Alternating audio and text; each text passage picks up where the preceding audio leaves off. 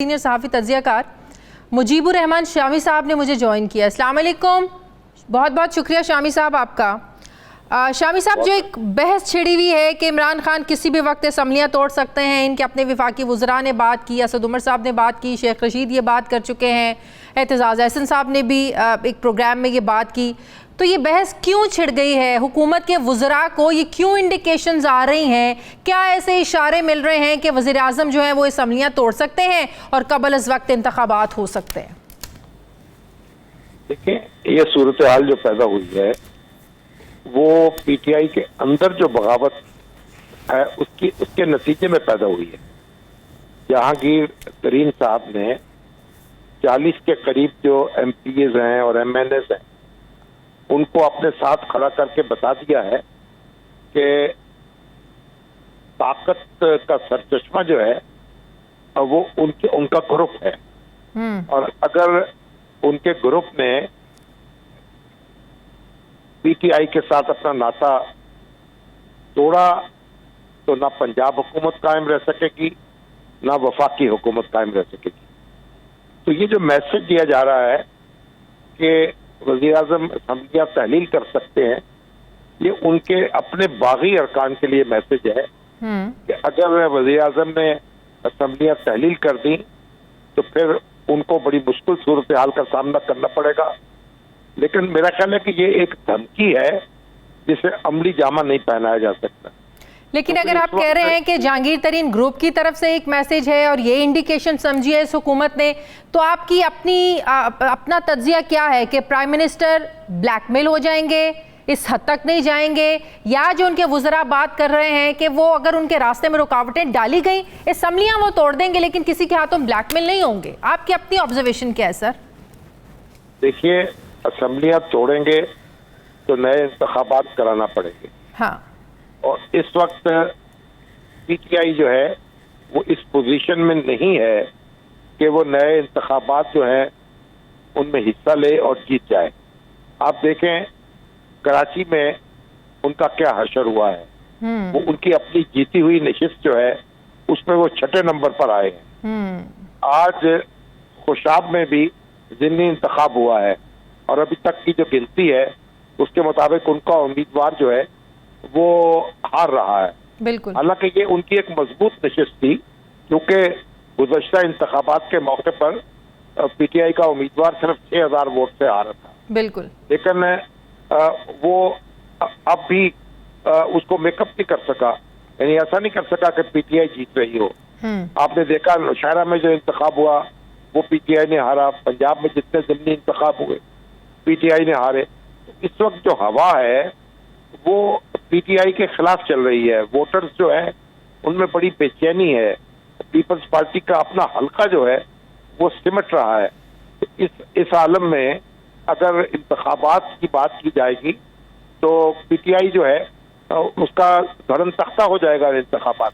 अगर पीटीआई अगर हुकूमत प्राइम मिनिस्टर साहब नए इंतखाबात के मुतामिल ये ज़ाहिर है ये सूरत हाल नहीं हो सकती, तो फिर क्या ऑप्शन है? फिर जहांगीर तरीन के साथ कुछ ले दे की पॉलिसी इख्तियार करेंगे, गिव एंड टेक करके कुछ जो है ना उनको राम करने की कोशिश की जाएगी?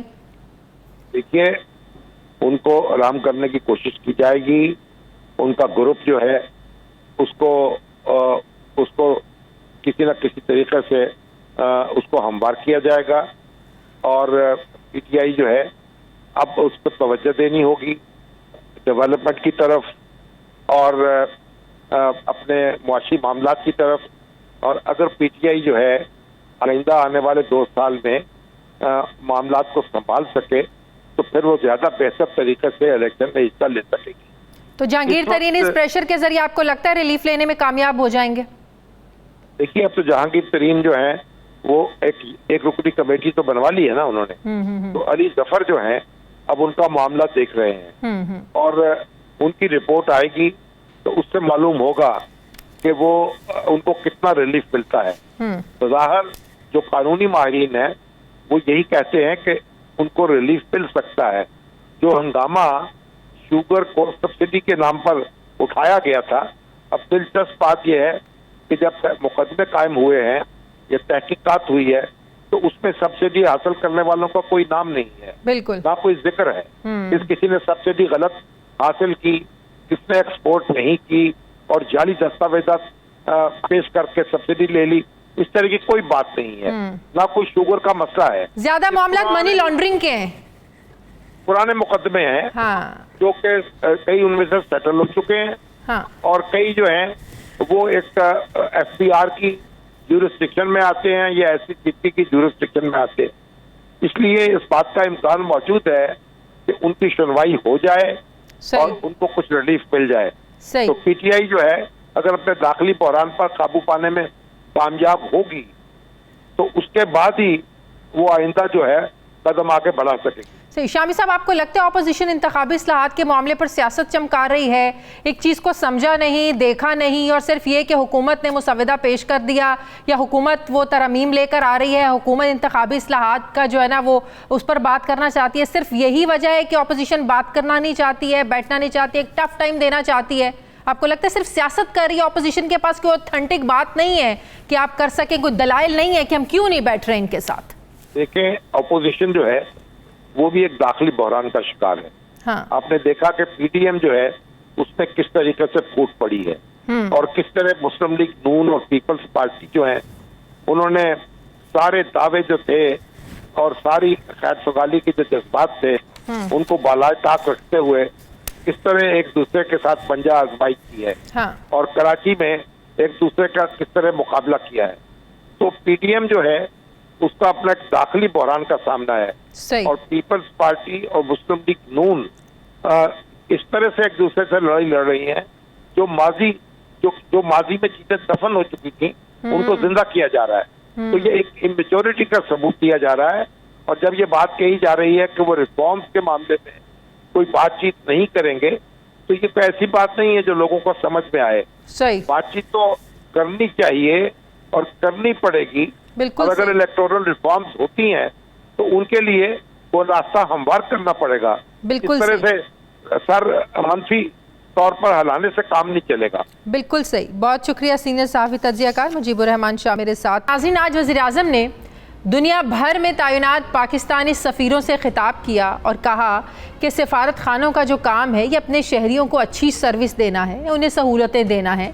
सफारत खानों का पाकिस्तानियों से लाताल्लुकी का जो एक रवैया है ये नाकाबिल कबूल है। वज़ीर-ए-आज़म ने कहा कि जो ओवरसीज़ पाकिस्तानी हैं ये हमारी सबसे बड़ी ताकत है और इनकी वजह से ही आज मुल्क चल रहा है।